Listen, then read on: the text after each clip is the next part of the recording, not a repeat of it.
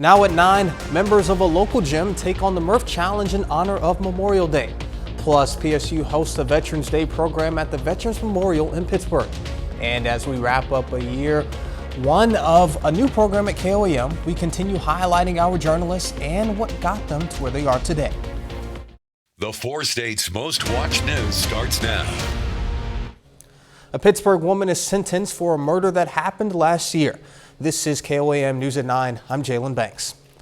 Authorities say Verla Gilliard shot and killed Harold Sheets of Pittsburgh after an argument. She recently pled guilty to voluntary manslaughter and aggravated burglary. She is sentenced to 6 years in prison. And now we move to weather, and we're happy to have him back in studio. Chief Meteorologist Doug Cady joins us with the first look. Well, it actually turned out to be a great holiday weekend. Temperatures fantastic all weekend long. We did get a few isolated storms out there today, but look at this, 85 for a high. We started at 59. That's 4 degrees above where we should be for this time of the year. Also some isolated thunderstorms, mainly on the Kansas and the Oklahoma side. Now that we are losing the heating of the day, these are kind of falling apart. I wouldn't be surprised after midnight if a few more flare up, but you can see a couple little guys, southeastern Kansas, northeastern parts of Oklahoma. We're dropping mid to upper 70s right now, and I think through the night, we kind of fall back into the mid 60s. You can see a couple little isolated guys late tonight trying to pop up in southwestern Missouri, but most of us are going to stay dry tonight. 65 by 7 a.m. overnight low 63. Plenty of thunderstorm chances this week. We're going to break it down for you here in just a bit. All right, we'll see you then.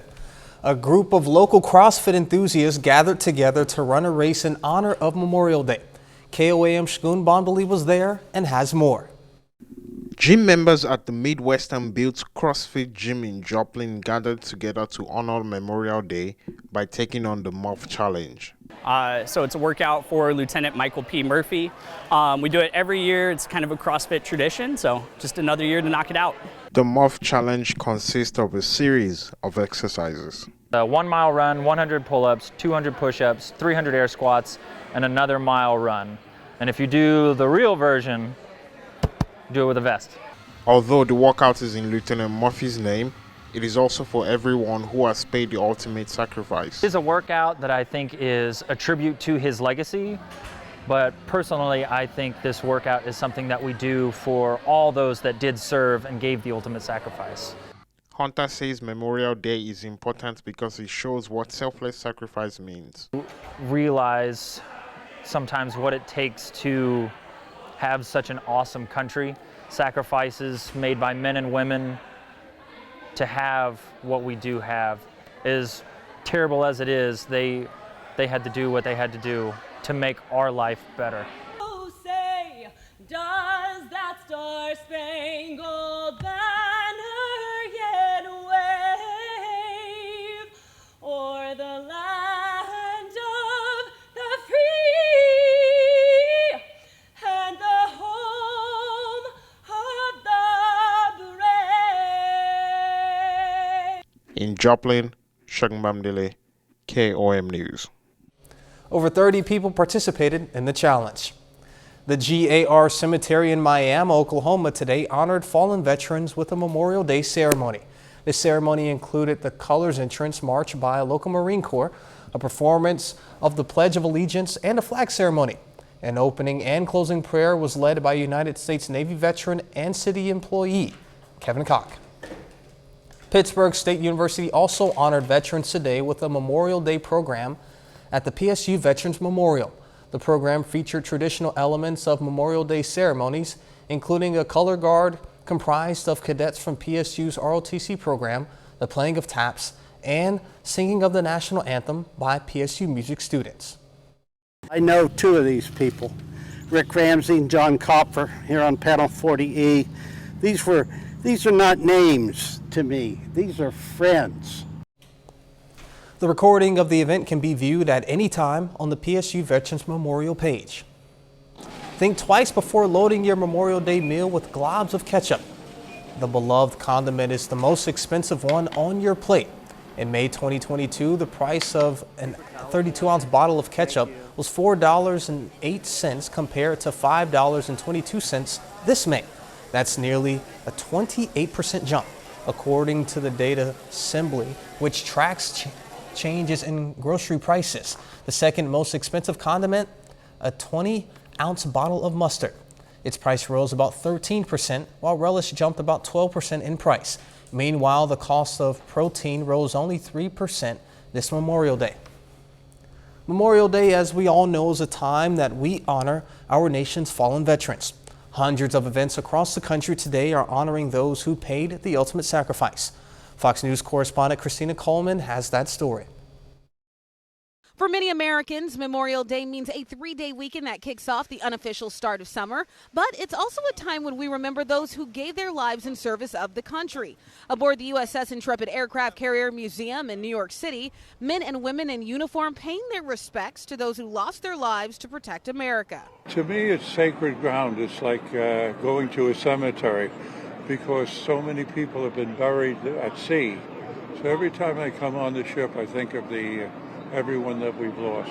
At the Vietnam War Memorial in Sacramento, a ceremony held to honor Californians who died in the war. David Edward Gore, U.S. Marine Corps. Staff Sergeant Michael M.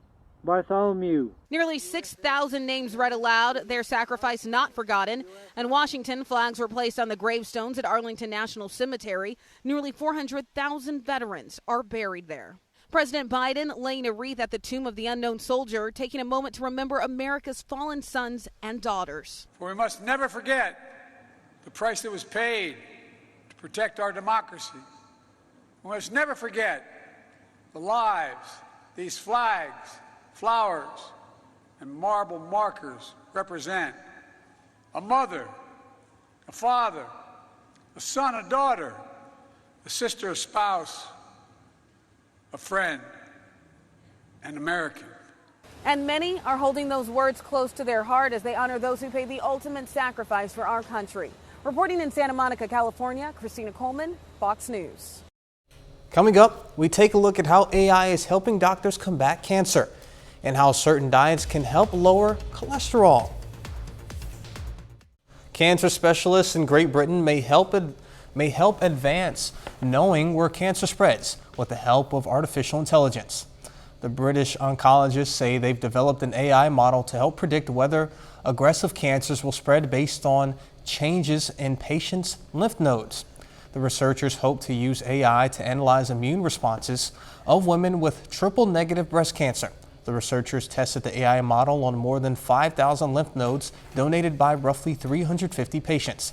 They took microscope findings and put them into a learning framework for the AI model. The team is planning more tests across Europe.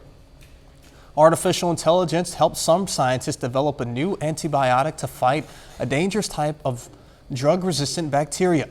The drug Abaucin was developed by doctors at the University of Pennsylvania, MIT, and Harvard. They claim the antibiotic controlled the growth of a deadly superbug often found in hospitals and other healthcare facilities. Research out of Denmark finds being vegetarian or vegan for 5 years can lower bad cholesterol by 10%. A physician analyzed 40 years of thousands of clinical trials. She says a plant-based diet can lower cholesterol about a third as much as a statin medication, and it appears to work regardless of your age, body mass index, or other health factors. In the U.S., research shows only about 10% of people eat even the recommended amount of produce. And workers say they feel more productive when they have a beverage nearby. 2,000 people were surveyed. Hot coffee was the most preferred drink by 64%, followed by iced coffee, water, and flavored water. Almost a quarter say Mondays are the most needed days for it. 8 in 10 respondents say free beverages at work help them feel valued, and it was the most requested perk to get workers to come back to an office setting.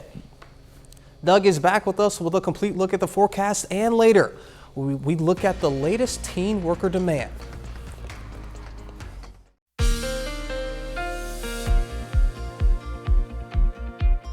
Well, it definitely turned out to be a nice holiday weekend, and today was a pretty good day. We did have a few isolated thunderstorms on the Kansas and the Oklahoma side, but besides that, not bad. The allergy's a little high. we're kind of in that moderate range on a scale of 1 to 12. Today was an 8.1. Tomorrow drops a little, 7.0. Main allergies, grasses, hickory, and mulberry.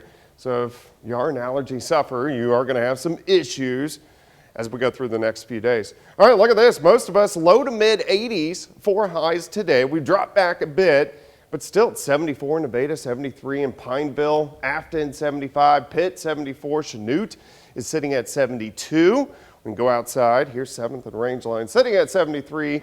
Winds are pretty much calm across the region. Visibility's fine, 10 miles.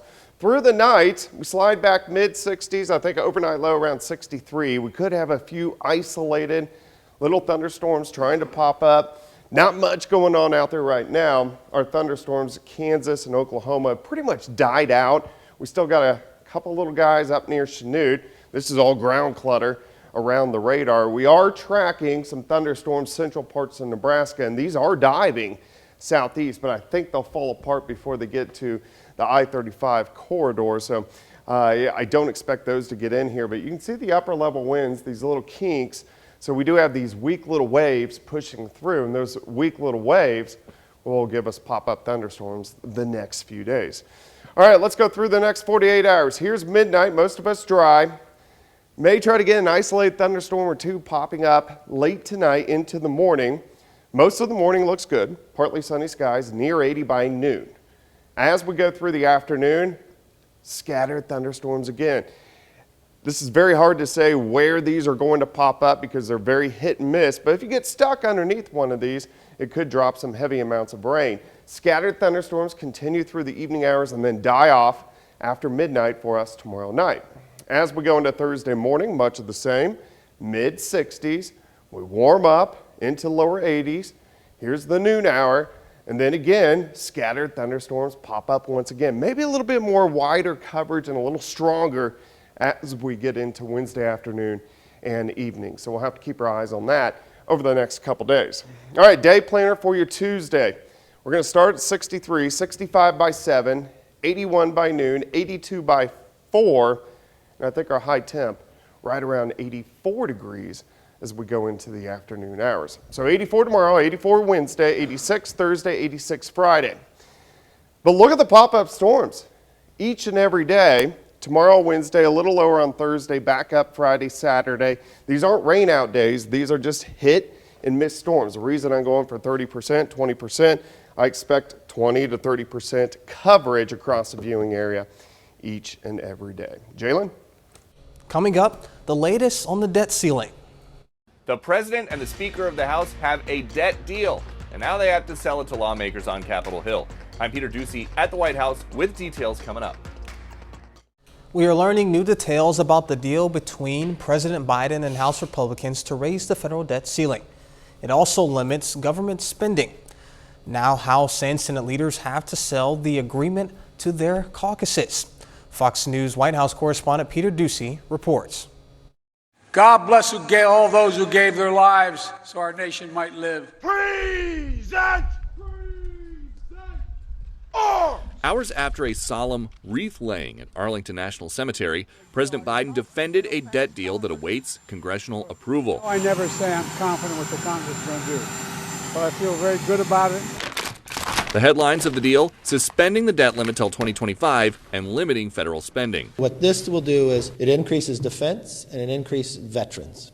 If you take non-defense with veterans out, it goes below the level of 2022. Congressman Chip Roy doesn't like the deal, and Roy sits on the Rules Committee where the bill goes next. He tweets a reminder that during Speaker negotiations to build the coalition, that it was explicit, both that nothing would pass Rules Committee without at least 7 GOP votes, and that the committee would not allow reporting out rules without unanimous Republican votes. If you vote against this package, you don't get something better. I mean, some of these people may be very new to politics. Some Democrats don't like the deal either. I'm not in love with some aspects of the permitting reform that was included in this. What's the message to House Democrats who have reservations about this compromise bill? Talk to me. Pentagon funding is worrying Republican Senator Lindsey Graham, who writes, as to the share of GDP spent on defense, the Biden budget matches and eventually dips below the lowest level in modern history. Can you guarantee that America's fighting force is going to have what it needs for the next couple of years?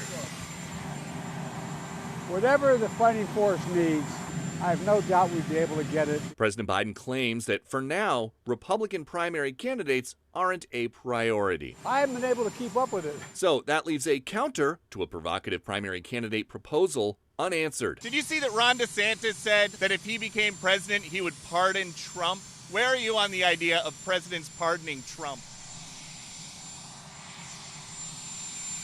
It was hard to hear at the end, but he did say that's a great question. However, if he has spent much time at all thinking about the possibility of theoretically pardoning his potential opponent, he's not ready to say so.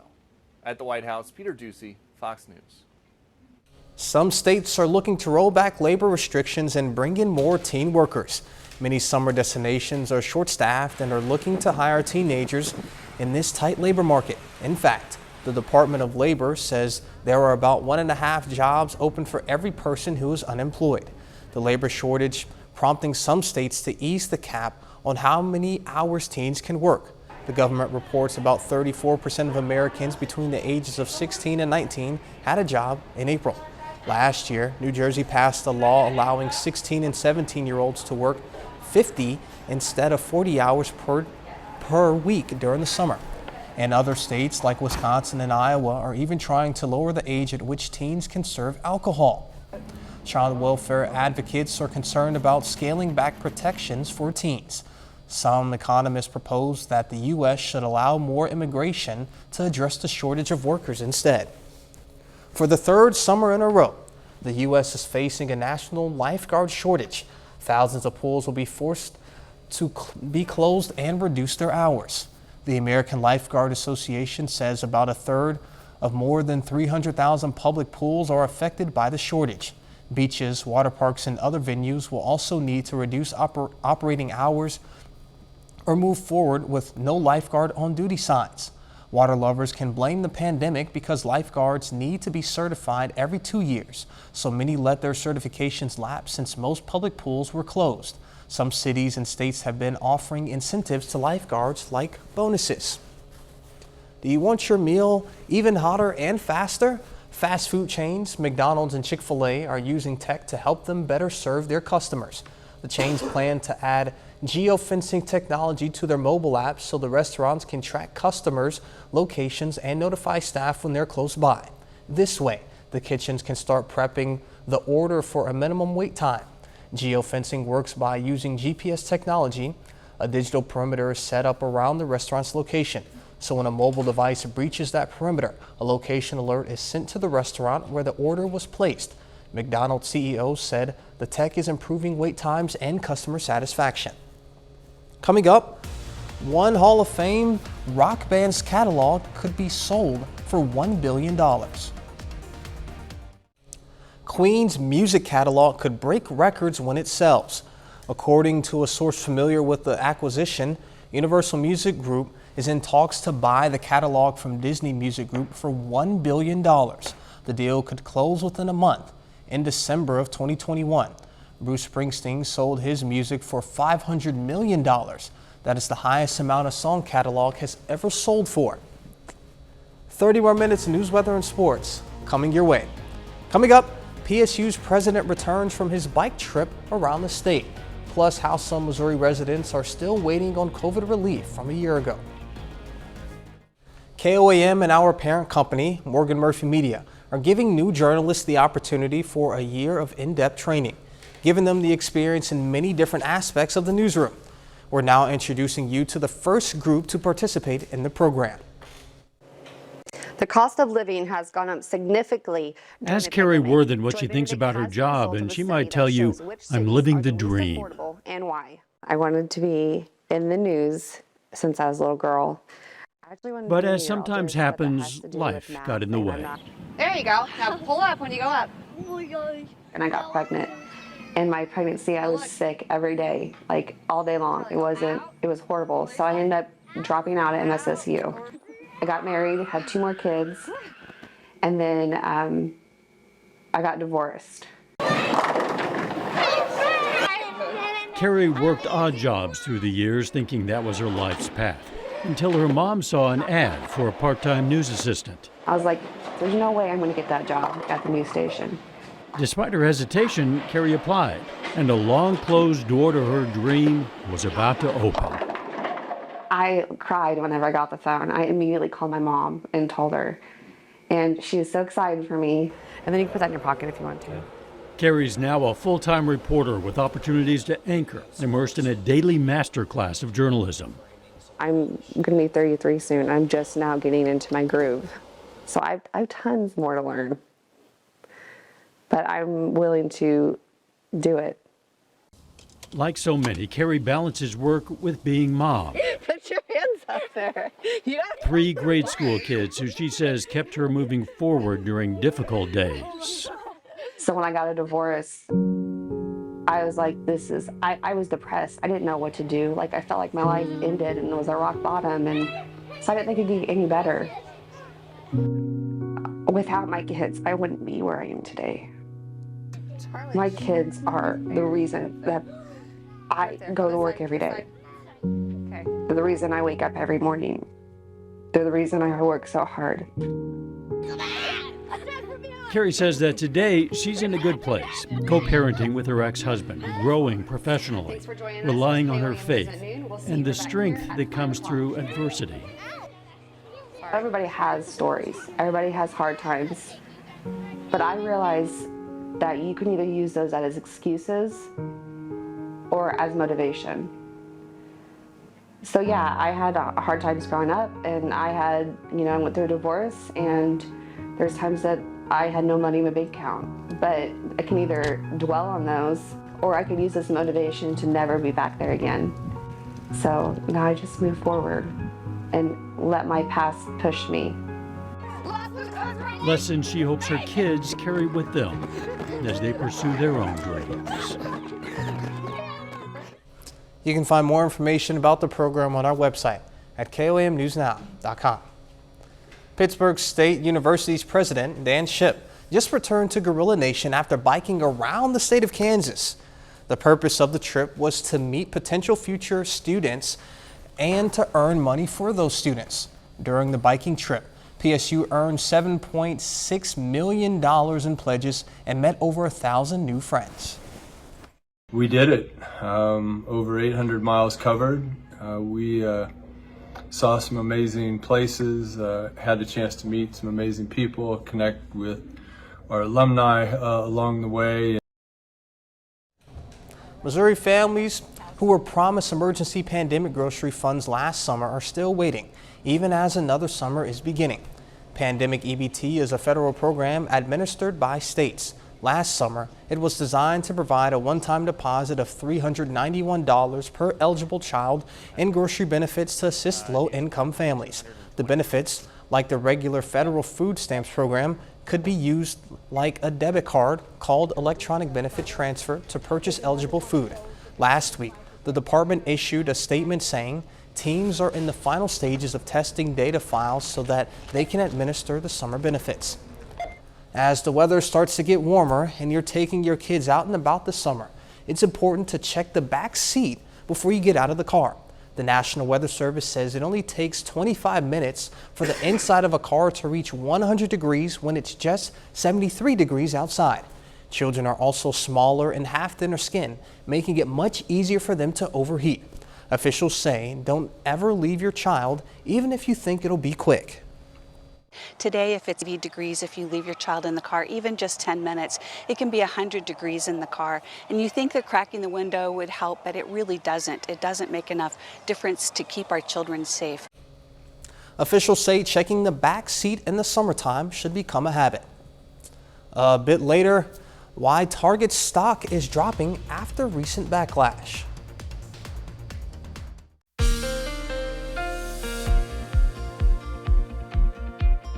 Well, it definitely turned out to be a nice holiday weekend, and today was a pretty good day. We did have a few isolated thunderstorms on the Kansas and the Oklahoma side, but besides that, not bad. The allergy's a little high. We're kind of in that moderate range on a scale of 1 to 12. Today was an 8.1. Tomorrow drops a little, 7.0. Main allergies, grasses, hickory, and mulberry. So if you are an allergy sufferer, you are going to have some issues. as we go through the next few days. All right, look at this. Most of us low to mid 80s for highs today. We've dropped back a bit, but still it's 74 in Nevada, 73 in Pineville, Afton 75, Pitt 74, Chanute is sitting at 72. We can go outside. Here's 7th and Rangeline sitting at 73. Winds are pretty much calm across the region. Visibility's fine, 10 miles. Through the night, we slide back mid-60s. I think overnight low around 63. We could have a few isolated little thunderstorms trying to pop up. Not much going on out there right now. Our thunderstorms, Kansas and Oklahoma, pretty much died out. We still got a couple little guys up near Chanute. This is all ground clutter around the radar. We are tracking some thunderstorms central parts of Nebraska, and these are diving southeast, but I think they'll fall apart before they get to the I-35 corridor. So I don't expect those to get in here, but you can see the upper level winds, these little kinks. So we do have these weak little waves pushing through, and those weak little waves will give us pop-up thunderstorms the next few days. All right, let's go through the next 48 hours. Here's midnight, most of us dry. May try to get an isolated thunderstorm or two popping up late tonight into the morning. Most of the morning looks good, partly sunny skies, near 80 by noon. As we go through the afternoon, scattered thunderstorms again. This is very hard to say where these are going to pop up because they're very hit and miss, but if you get stuck underneath one of these, it could drop some heavy amounts of rain. Scattered thunderstorms continue through the evening hours and then die off after midnight for us tomorrow night. As we go into Thursday morning, much of the same, mid-60s. We warm up into lower 80s. Here's the noon hour. And then again, scattered thunderstorms pop up once again. Maybe a little bit more wider coverage and a little stronger as we get into Wednesday afternoon and evening. So we'll have to keep our eyes on that over the next couple days. All right, day planner for your Tuesday. We're going to start at 63, 65 by 7, 81 by noon, 82 by 4, and I think our high temp right around 84 degrees as we go into the afternoon hours. So 84 tomorrow, 84 Wednesday, 86 Thursday, 86 Friday. But look at the pop-up storms each and every day. Tomorrow, Wednesday, a little lower on Thursday, back up Friday, Saturday. These aren't rain out days. These are just hit and miss storms. The reason I'm going for 30%, 20%, I expect 20 to 30% coverage across the viewing area each and every day. Jalen? Coming up in sports, the Cardinals and Royals meet for the first time this season. Plus, Pitt State Track and Field returns home after winning a national championship. John Dales has those stories and a lot more after the break.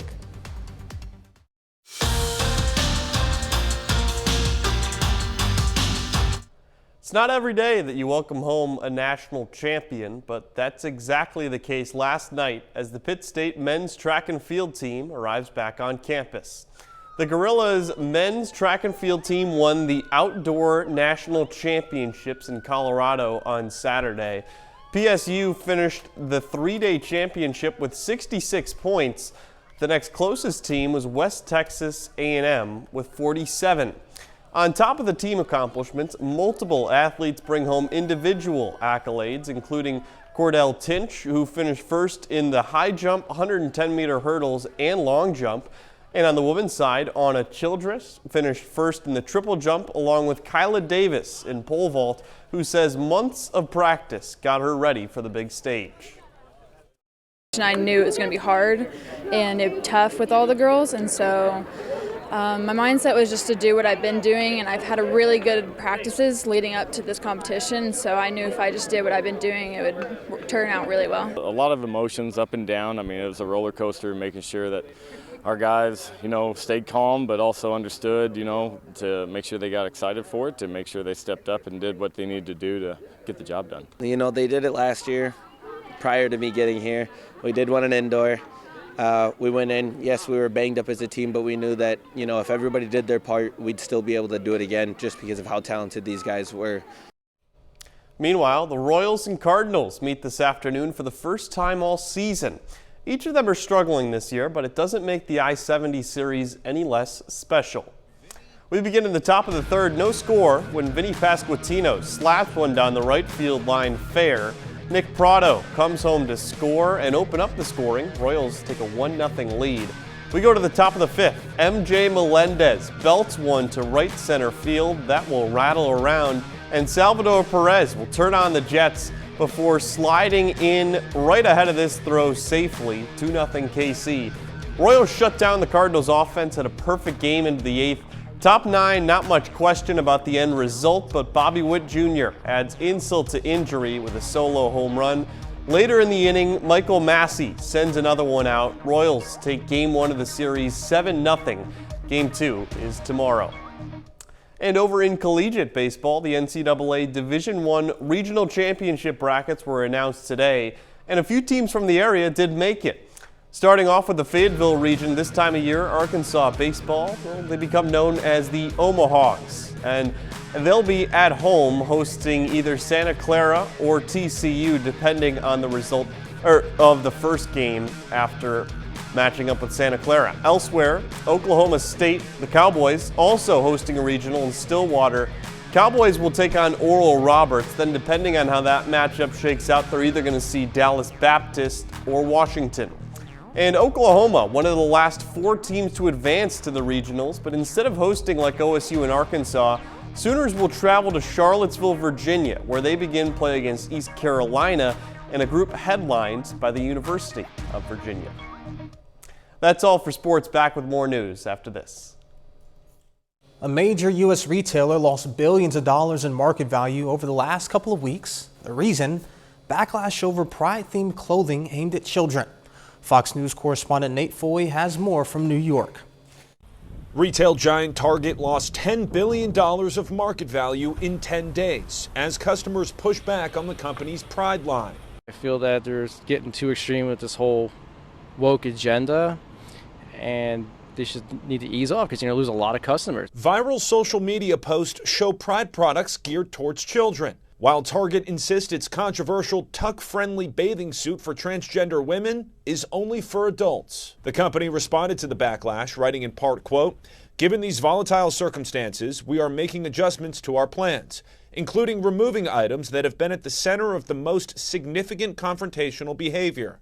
Target CEO Brian Cornell defended the decision, citing employee safety concerns. Authorities are investigating multiple bomb threats at Target stores related to the controversy. The Human Rights Campaign demands Target restock its pride shelves, writing in part, quote, "When values of diversity, equity, and inclusion are tested, business must defend them unequivocally." I may not personally buy them or purchase them, but they should be available for those that, might want to. The company's stock value is down as it takes criticism from both sides of the political spectrum. California Governor Gavin Newsom accuses the company of selling out by removing pride items, while Texas Senator Ted Cruz predicts a Target boycott will not be as effective as the recent Bud Light boycott, saying Target is more unique and not as replaceable. In a statement, Target says it's offered pride products for more than a decade, but the response this year has been different. The company reiterates its support for the pride community,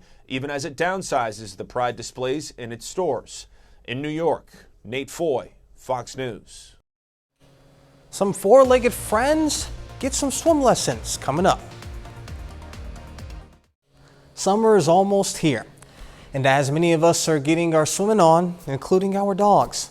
Fox's Irene Snyder takes us to learn more about dog swimming lessons and more details about how to ensure our furry family members are safe.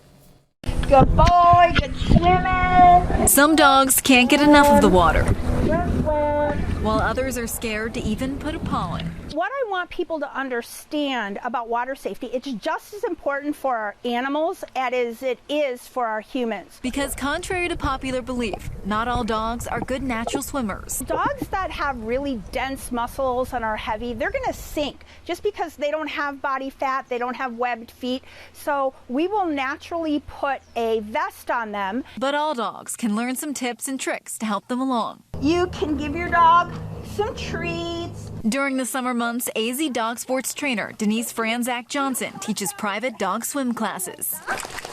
The first step, luring them into the water. Come here. Step down. Like all dogs, Levi here doesn't have depth perception like humans do, so he can't tell how deep the water is. I do have them leashed up so that they can be guided into the pool, especially for dogs who are fearful. The next step, teaching them to go to the stairs. To the stairs. Good boy. It's putting markers by the stairs, maybe a little potted plant.